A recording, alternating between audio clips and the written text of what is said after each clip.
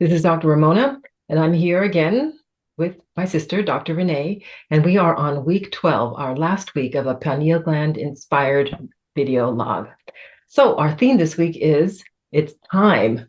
It's time to be your own master. And in that light, I think what we're going to do is to just briefly discuss what's going on in week 12. We have some experiences we want to share. And then what we really want to do is recap our 12-week journey. So let's go.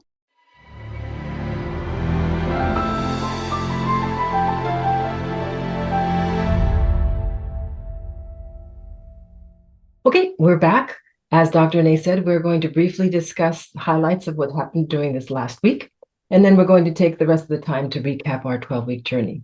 So I did have an interesting new, what I thought was new experience this week, and it has to do with the natural heat that is rising from the perineum. There are times when it doesn't matter during your day, you suddenly feel yourself energizing. And at least I know that I do that. And what happened here, I was in the middle of doing a round on the PG track, and the heat, natural heat, started to rise. Who knows? Maybe that's Kundalini, but it started to rise. And I said, oh, okay, let me combine the two and see what will happen. And so as it was starting to rise, I took the breath, I pulled it in, locked it down, and combined the natural way of the energy coming up, if you will, the body's way of pulling it up, and then my assistance through the pineal gland technique process, pulling the energy up. And together, what happened is that when it hit the pineal gland, there was a much larger burst of gamma sprite energy. It was like supersized. And oh, wow, what is this? It was really fantastic. So it went from yellow to big spurt of white. And then the trembling that I mentioned somewhere in week 10, all that happened. And then it lasted a full track and a half. It was just like, wow. What? Yeah, it just lasted. And so I just let it waft. I just let it go up and down the body and just let me feel that. And so it made me think, this is where I'm going, this combined experience of something that I pull up and make happen, which has been wonderful. And then when the body engages with me, or there's some sort of energy that is being pulled up, and together, this is what happens. What about you? Yeah, I do. As far as this week is concerned, which was truly wonderful for me again. But the idea was that there was one time during the week when, my earbud failed me. And so I decided that rather than curtail the whole PG breath exercise, I would try it without music, without the guided meditation accompaniment. And in the same way, back in week 3 or week 2, when I had that problem that propelled a new way of doing things, I decided, okay, let's go. Let's try it with this experience. See if I can be independent of everything, of all the electronics, and just within myself have this skill set that I can carry around wherever I want and to practice it whenever I want. And so that was really good because it wasn't as easy, obviously not, because the music and the words that Dr. Joe says and the whole ambiance of it helps you along. But I'm here to say that with sufficient practice, like we've been doing in these last 12 weeks, you can step away from that and still maintain your own practice. That's great to know. Why don't we move into a recap of our 12 weeks? And I think we should start with what specific tools did we bring to this process? And we started out with Dr. Joe's Pull the Mind Out of the Body breath.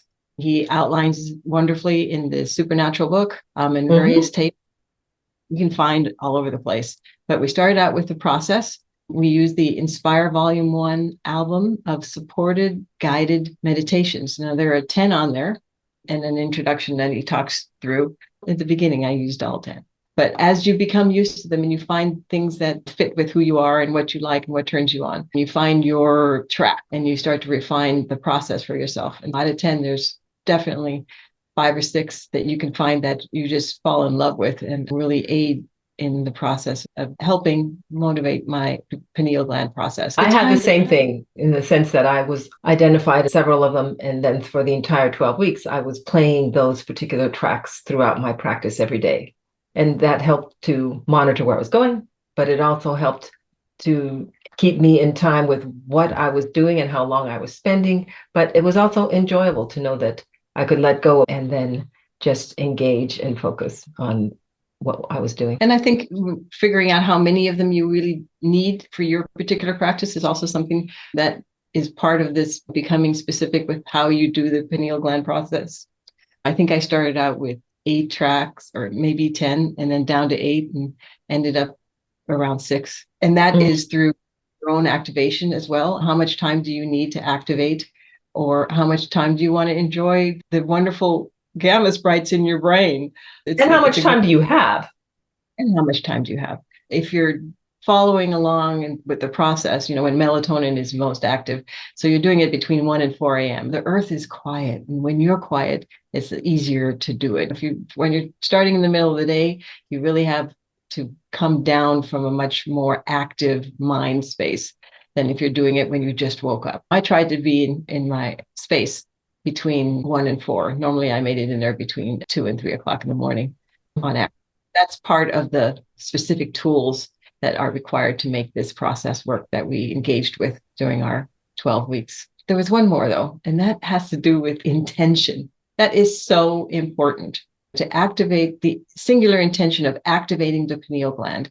I had to make sure that I was always as much in the present moment with that intention as possible, because you can feel it when you're just not really totally on your game. I'm Sure you can. tired.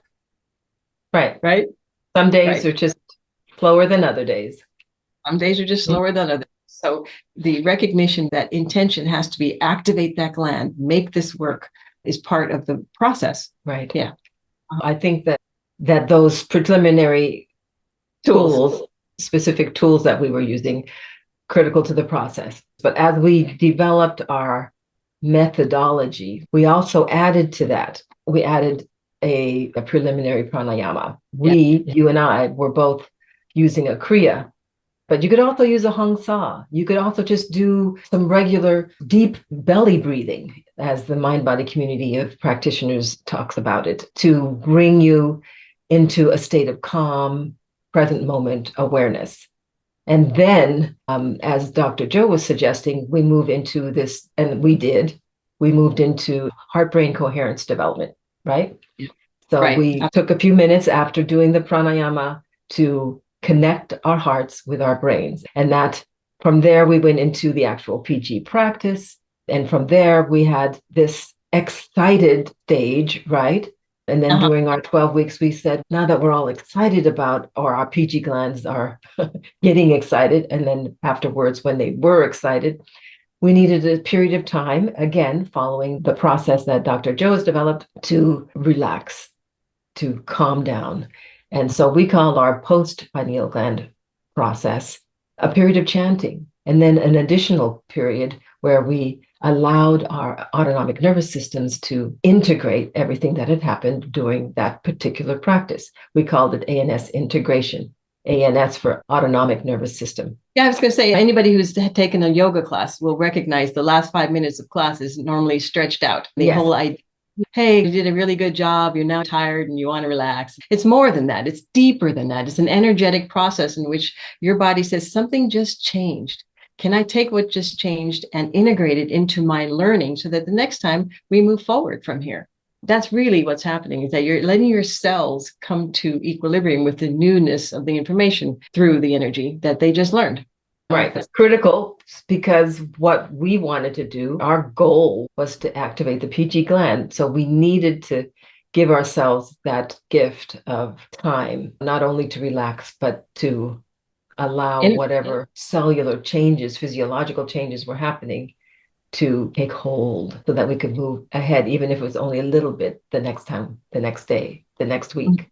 Okay. So we maintained all of that process, that prescribed behavior, but we also had to make sure of those 3 things: that intention, attention, and attitude. I mentioned before how important it was to intend that we activate the pineal gland and that we stay in the present moment. So the intention that we begin all of this process, when you sit your butt in the chair and you begin with your pranayama and your heart-brain coherence, all of that has to be with a pure intention to expand your awareness, to activate that PG gland and to reach into the quantum and to magnetize an electromagnetic signal coming back to you that says, help me activate this gland, help me to sync with you, with the cosmos. So intention is really important. And that means attention is. It's like, you can't just say, okay, I set my intention, I'm fine. And then just suddenly go from the perineum to the pineal gland, up and down, not thinking. There's so much space. There's a whole spine in there. Where are you? Where is your intention? It's not out here making your grocery list while you're breathing, which you could certainly do. It's in the spine. It's following the air. It's following that energy plug up the spines. Do you know where it is? There's so much sensitivity we built up during this 12 weeks about knowing where we are in the body. And when we get more control over the body, when we know where we are, when we have consciousness in the body. And I think that's part of what we were able to develop during this 12 weeks, a consciousness of where we are in the body at any particular time when we're doing the gland breath. And then the last one is attitude. You got to have a positive attitude about. You don't do something new without having times when it's not working. It ain't going to happen.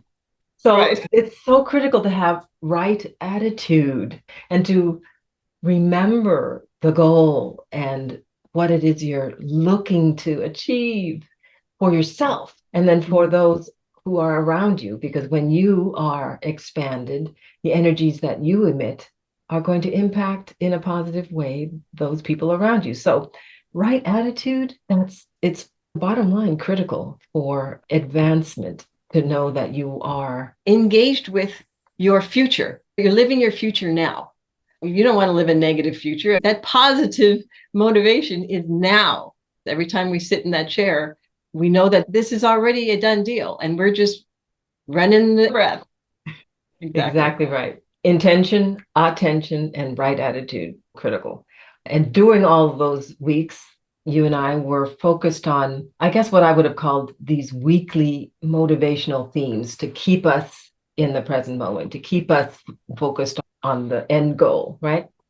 Right. And so we had weekly motivational themes and we had goals within each week as well, if I remember. Going over that, it seems to me that those weekly themes told the story. Encapsulated the story. Told the story. Told story of where we've been, where we are, and where we hoped to be going. And so in the first week, our theme was to pull it in and lock it down. And of course, that's become so automatic for us now, but it wasn't at the time, was it? It was something that we had to learn and practice to do. And from there, being able to pull it in and lock it down, you have to figure out, okay, what does it mean? One long, slow breath, which was theme number 2. One long, slow breath from the perineum to the pineal gland. What does it mean? Where does it feel like? And in the third week, we moved into trying to figure out what that rhythm was in the theme called Find Your Own Rhythm. So that's what we were doing. You and I have different rhythms. Everybody has their own way of breathing through that, pulling it in, locking it down, and then taking that one slow breath in what kind of rhythm. And that becomes critical when you're trying to mechanically agitate the cerebral spinal fluid. You have to figure it out. What is your rhythm for doing that? All of that happened in week 3. And then, wow, we hit week 4 and everything happened. We had that wonderful first time explosion of the PG gland and then this is why it's so cool, because the theme for that week is, this is your time. It was the time for us to know that this is working. And now we have to keep it working. We have to do it again and again. And so that's why week 5 turned into remember what you're doing, putting it together. And then week 6 was this door between the worlds. That to me was like a blow your mind week, where we were getting these explosions and these intuitions that there was a 3D to 5D channel being opened up. It was wonderful. It was wonderful. As I said, intention, attention, attitude, it's that attention that really focused in on that week, that feel that in the brain, because I could feel myself becoming more and more sensitized with the first breath of track number 1. all of a sudden the pineal gland starts to pulse a little bit. That's the sensitivity. Feel that in your brain. It tells you off the bat that you have changed how your heart, brain, body works, and that this sensitivity has augmented enough for you to really feel something that's in your brain that you didn't even know was there before, and that we're about to do something with it. And then the next week, we're moving on in one motion. Just you want one motion to do this entire process.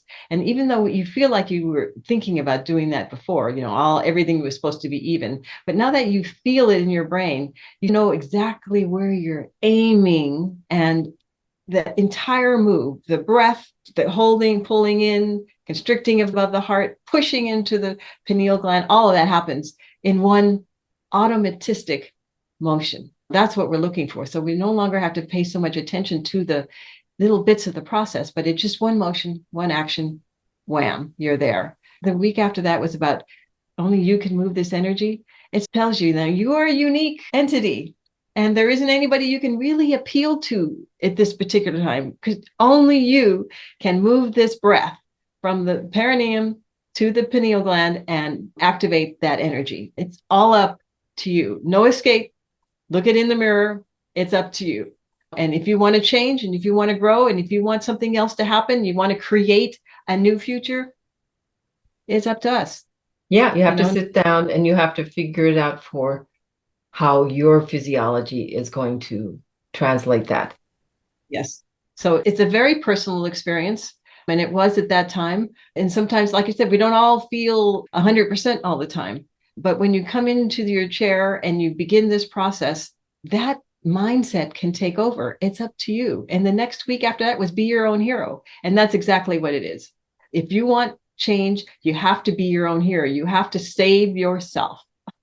You have to create your future, create your change, create some new connections. Remember, change your energy, change your life.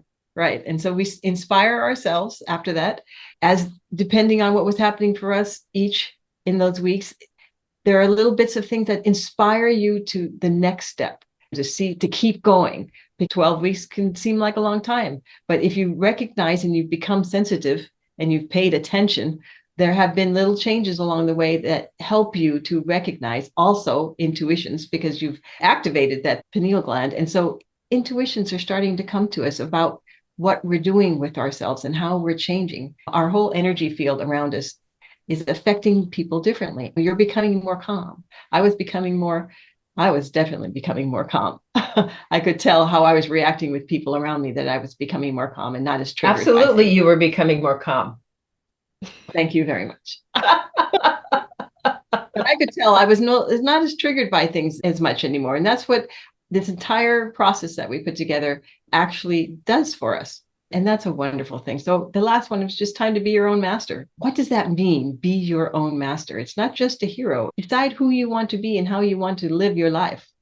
Absolutely. So I'll just move on right there, because every week we had goals that we wanted to try to achieve within the week of our practice.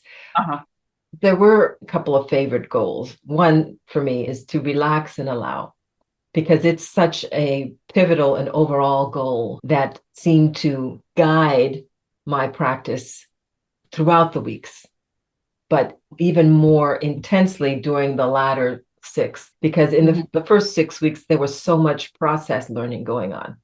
Relaxing wasn't quite the goal. We were trying to get it together. But in the latter half, once the PG gland became activated and we began to understand we had to do other things, still relaxing into it, having fun with it, that became the overall feeling that I assumed when I sat down every morning, to relax, to have fun. Because when you are relaxed, your parasympathetic nervous system is engaged. You don't have those stress hormones. Plus, being early in the morning, hopefully you're not as stressed as you would be during the day.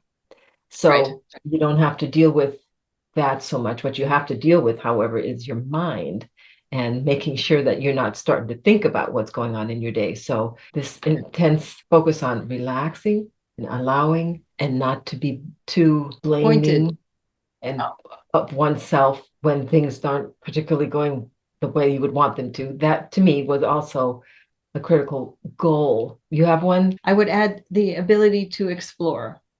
And I don't mean use your analytical mind to explore. I mean, allow the energy to take you into the unknown. When you just sit back and you're allowing, and you're truly allowing, new things happen.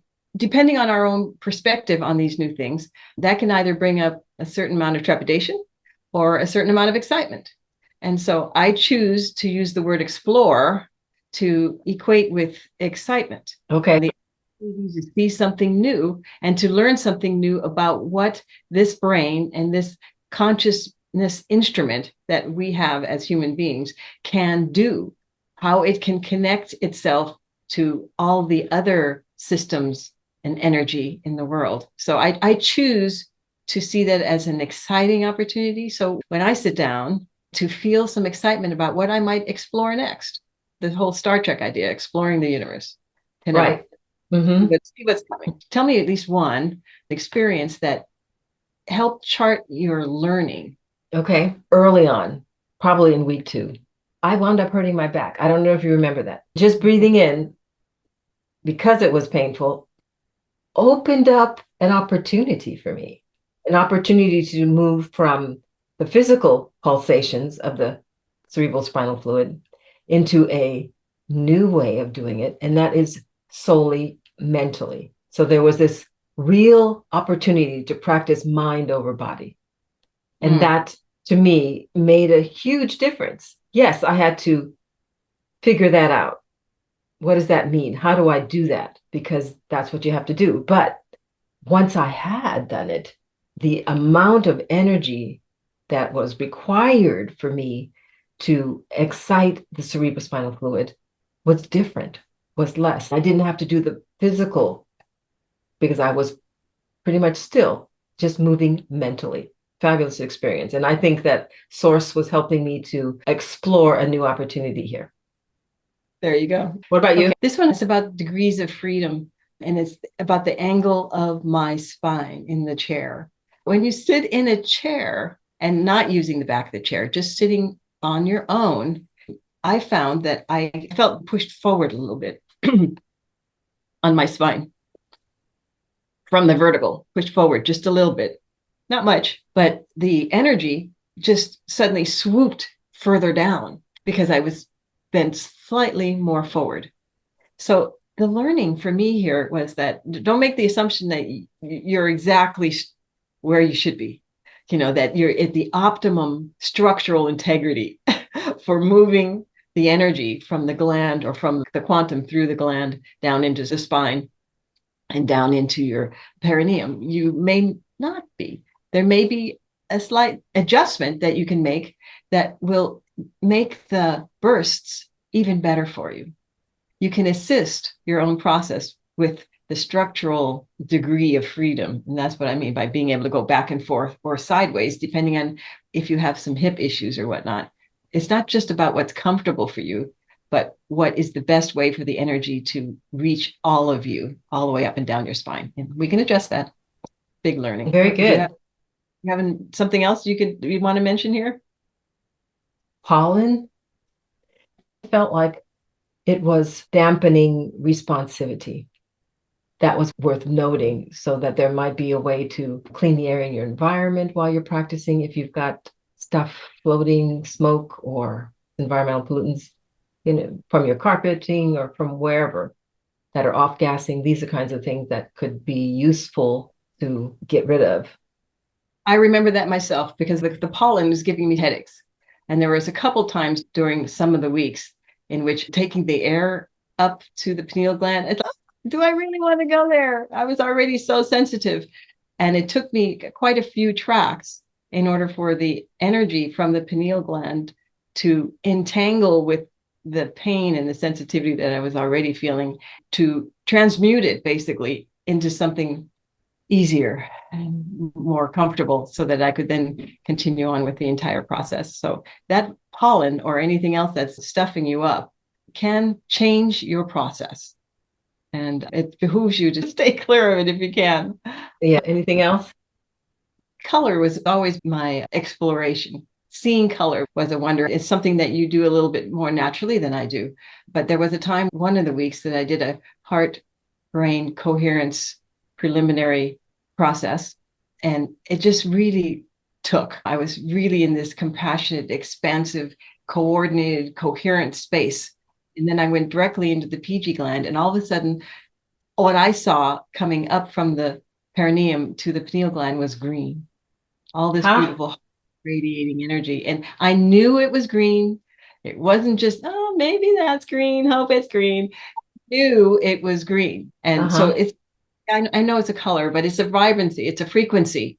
It's a frequency that I was becoming sensitive to, that I can be sensitive to, and that just let me know that I can see all of those I can see them all. It's just a matter of time. Just a matter of time. Biggest So, learnings here, mhm. I'm sure you know what I'm going to say. It's possible. We did it.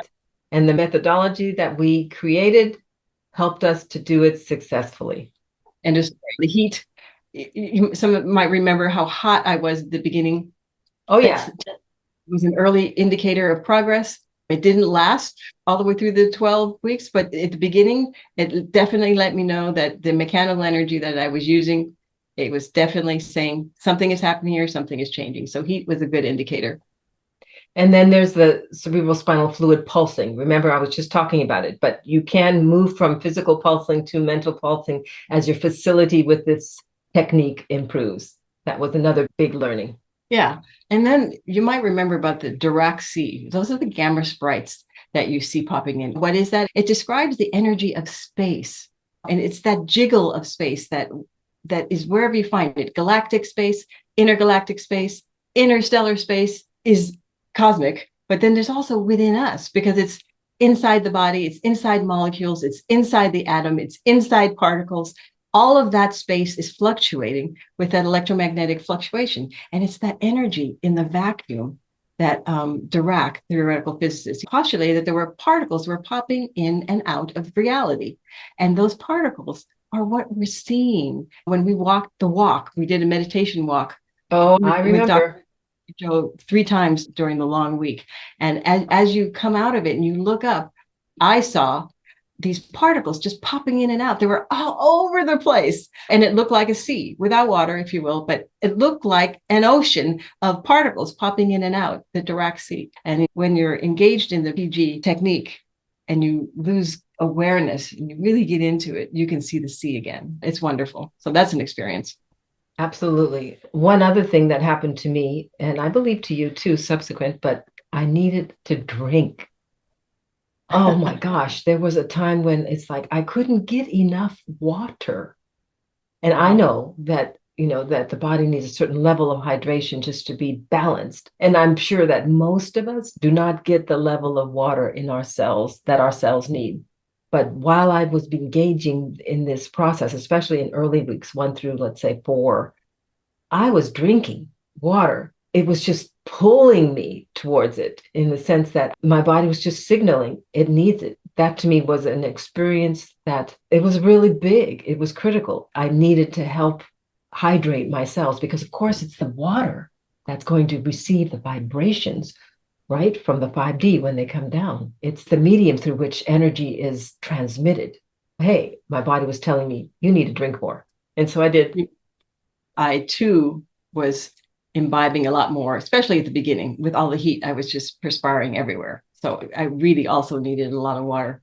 I think that one of the key learnings was that those pineal gland bursts, the gamma sprites bursts, you don't just feel it outward as a manifestation going out into the cosmos and it feels otherworldly. You also feel it physically in the body. You can feel the energy coming in and physically flowing down your spine into the hands, activating the energy centers all over the body, especially in the hands, since we're practitioners of feeling touch, and then down into the feet and out of the feet and into the earth and into Gaia and sustaining Gaia at the Earth star. So you can actually physically feel this PG gland activation sprite. So that's a big learning. You can feel it all over your body if you become sensitive to it. One thing that happened to me, another big learning was that the difference between the visualization and the manifestation of the activity of PG activation is patience. Patience with yourself, patience with the process, patience with finding the right frequency that you can lock into. All of that requires you to live in the moment. And when you're living in that moment, it will happen when the right moment happens. Yeah. And self-compassion is also part of that. We got to stay positive. We have all lived lives and made choices and created the physical vehicle in which we exist. This is what we're working with, and this is what we will change into the direction we want to go to. I'd like to say that pranayama, before we do the PG breath, actually felt like it was a good primer. If you just do a good breathing exercise, like you talked about a little bit earlier, that is a learning that can really assist. And it doesn't take long, but it does prime you. Very good. Yeah. And our last big learning was that as I became more practiced, anticipate through my body's physical signals when the PG gland was going to give me a beautiful experience. Because it felt like a tunnel of increased densities of gamma sprites. Okay. And they seemed to rush at me, or I was rushing through them as if I was getting ready to just go over the edge of a waterfall or getting ready to move into warp drive, that kind of thing. That was my indicator that I'm almost there and I'm getting ready to go. So let's wrap up. Where are we going from here? I think that we should do some periodic updates on our pineal gland activity journey, maybe every few months. I think that would be good. Then we could also try moving on from this because we want to do more. And Dr. Joe is always talking about having mystical experiences and that they can happen once you activate that gland experience. I've noted that both of us have experienced being more intuitive through this 12-week experience, and that the downloads from this intuitive experience post PG practice, i.e., through the Om chanting and the ANS integration. So I'm seeing here the possibility of focusing on that. What does the Om chanting and the ANS integration do to strengthen the budding intuitive skill that we are creating here? What do you think about that? I think that's pretty cool. I know that there's research showing that chanting Om enhances parasympathetic nervous system activity. That we need to do because we've just been doing the PG technique. You get all hypered up, right? And so you need a time to downregulate. And parasympathetic nervous system activity promotes relaxation. It provides for calm, and it allows for the communication that just happened between 3D and 5D to open us up for intuitive downloads. So that would be really interesting, I think, to see if we can in some way journal our intuitive downloads, what they might mean, and learn a language maybe of symbology. You know what I'm saying? That would be cool. All of it as a result of this Om chanting and also this new openness. So we are at the end of our 12 weeks. And it's been incredibly wonderful to journey on this path with you. It's been absolutely joyful. Looking forward to doing this again. So stay tuned for our next video journal with Om and intuition. Thank you. Yeah, take care. Take care. Please take a moment to subscribe to our channel. That way you'll be notified every time we upload a new segment in our 12-week Inspire Volume 1 video journal series.